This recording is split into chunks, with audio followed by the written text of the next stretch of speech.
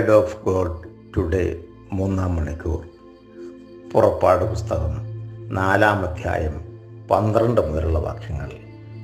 ആകയാൽ നീ പുറപ്പെടുക, സംസാരിക്കാൻ ഞാൻ നിന്നെ സഹായിക്കും, നീ പറയേണ്ടത് എന്തെന്ന് ഞാൻ പഠിപ്പിച്ചു തരും. എന്നാൽ അവൻ അപേക്ഷിച്ചു, കർത്താവായ ദൈവമേ, ദയവ് ചെയ്ത് മറ്റാരെയെങ്കിലും അയക്കണമേ. അപ്പോൾ കർത്താവ് മോശയോട് കോപിച്ചു പറഞ്ഞു, നിനക്ക് ലേവ്യനായ അഹ്റോൻ എന്നൊരു സഹോദരനുണ്ടല്ലോ, അവൻ നന്നായി സംസാരിക്കുമെന്ന് എനിക്കറിയാം. ഇതാ അവൻ നിന്നെ കാണാൻ വരുന്നു. നിന്നെ കാണുമ്പോൾ അവൻ സന്തോഷിക്കും. പറയേണ്ട വാക്കുകൾ നീ അവന് പറഞ്ഞു കൊടുക്കുക. ഞാൻ നിൻ്റെയും അവൻ്റെയും നാവിനെ ശക്തിപ്പെടുത്തും. പ്രിയമുള്ളവരെ, മോശയെ വിളിച്ചു വേർതിരിച്ച ദൈവം മോശയോട് കോപിക്കുകയും മോശ നിർബന്ധം പിടിച്ചത് കാരണം ആ ദൗത്യ നിർവഹണത്തിൽ അഹ്റോനെ കൂടെ പങ്കാളിയാക്കുകയും ചെയ്യുന്ന ദൈവത്തിൻ്റെ ഒരു നിസ്സഹായാവസ്ഥ നമുക്കിവിടെ കാണാം. വിളിച്ച ദൈവം വിശ്വസ്തനാണെന്നുള്ള ബോധ്യമില്ലാതെ പോകുന്ന മനുഷ്യൻ്റെ അവസ്ഥ ഇത് കണ്ട് ദൈവം കോപിക്കുകയാണ്. എന്നിട്ടും അവനെ തള്ളിക്കളയാതെ അവനെ മുന്നോട്ട് ദൗത്യ നിർവഹണത്തിലേക്ക് തന്നെ കൊണ്ടുപോകുന്ന കർത്താവിനെ നമുക്കിവിടെ കാണാം. പ്രിയമുള്ളവരെ, നമ്മളൊക്കെ ആരാണെന്നുള്ള ബോധ്യമില്ലാത്തത് കൊണ്ടാണ് പലപ്പോഴും ഇങ്ങനെ സംഭവിക്കുക. മോശ ജനിച്ച പെടുതിയെ നൈൽ നദിയിൽ എറിയപ്പെട്ട അവൻ്റെ ജീവിതം അവിടെ തീരേണ്ടതാ. ദൈവത്തിൻ്റെ ഇടപെടലുകൾ ഓരോന്നും കൊണ്ടാണ് അവൻ ഇന്ന് ഈ നിലയിലായത്. എന്നിട്ട് ദൈവം പ്രത്യക്ഷപ്പെട്ട് പറയുമ്പം അവിടുന്നെതിരെ എളിമയോടുകൂടി തന്നെ അവനെ ആ ദൗത്യത്തിൽ നിന്ന് ഒഴിവാക്കണമെന്ന് നിർബന്ധിക്കുന്ന മോശ. പലപ്പോഴും പ്രിയമുള്ളവരെ, ഇതിലൊക്കെയും നമ്മൾ ചെന്ന് പെട്ടുപോകുന്ന സാഹചര്യങ്ങൾ ഉണ്ട്.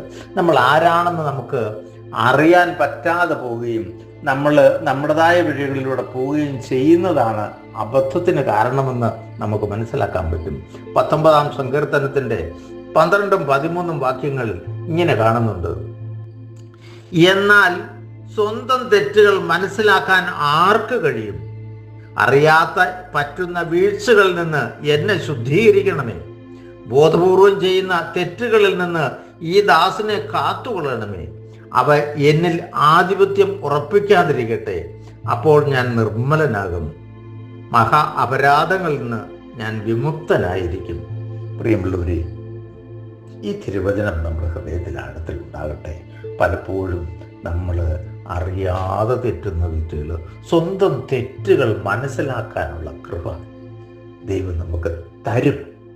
ആ ബോധ്യത്തിലേക്ക് നമുക്ക് പോകണം. നമ്മുടെ തെറ്റുകൾ നമ്മൾ ആരാണെന്നുള്ള ബോധ്യമില്ലാതെ, ദൈവം നമ്മളെ വിളിച്ചത് എവിടുന്നാണെന്നുള്ള ബോധ്യമില്ലാതെ, എന്തിനാണ് അവൻ വിളിച്ചതെന്നുള്ള ബോധ്യമില്ലാതെ ഒഴുകഴുകു പറഞ്ഞ് കടന്നു പോകുമ്പം നമ്മളുടെ തെറ്റുകൾ എന്താണെന്ന് സ്വന്തം സങ്കീർത്തകൻ ദാവീദ് തന്നെയായി പറഞ്ഞു നോക്കുന്നത്. എന്നാൽ സ്വന്തം തെറ്റുകൾ മനസ്സിലാക്കാൻ ആർക്ക് കഴിയും? പ്രിയമുള്ളവരെ, അത് നമ്മുടെ ഹൃദയത്തിലൊക്കെ തട്ടട്ടെ. എൻ്റെ തെറ്റുകൾ മനസ്സിലാക്കാൻ ആർക്ക് കഴിയും? അറിയാതെ പറ്റുന്ന വീഴ്ചകളിൽ എന്നെ ശുദ്ധീകരിക്കണമേ. ബോധപൂർവം നമ്മൾ ചെയ്യുന്ന തെറ്റുകളുണ്ട്. ബോധപൂർവം ചെയ്യുന്ന തെറ്റുകളിൽ നീ ദാസനെ കാത്തുകൊള്ളണമേ. അവ എന്നിൽ ആധിപത്യം ഉറപ്പിക്കാതിരിക്കട്ടെ.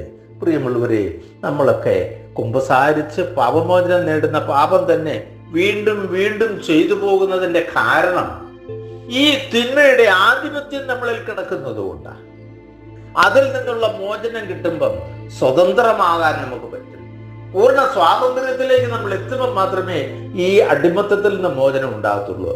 അങ്ങനെ വരുമ്പോഴാണ് പൂർണ്ണമായിട്ടും ദൈവം പറയുന്ന കാര്യങ്ങളിൽ ഇതാ ഞാൻ എന്ന് പറഞ്ഞ് സമർപ്പിച്ച് ആ തമ്പുരാന്റെ വേലയ്ക്ക് വേണ്ടി, തമ്പുരാന് വേണ്ടി ജീവിക്കാൻ നമുക്ക് സാധിക്കും. ആ ഒരു കൃപ കിട്ടാൻ നമുക്ക് ഈ പ്രഭാതത്തിൽ പ്രാർത്ഥിക്കാം. പിതാവിൻ്റെയും പുത്രൻ്റെയും പരിശുദ്ധാത്മാവിൻ്റെയും നാമത്തിൽ ആമേൻ.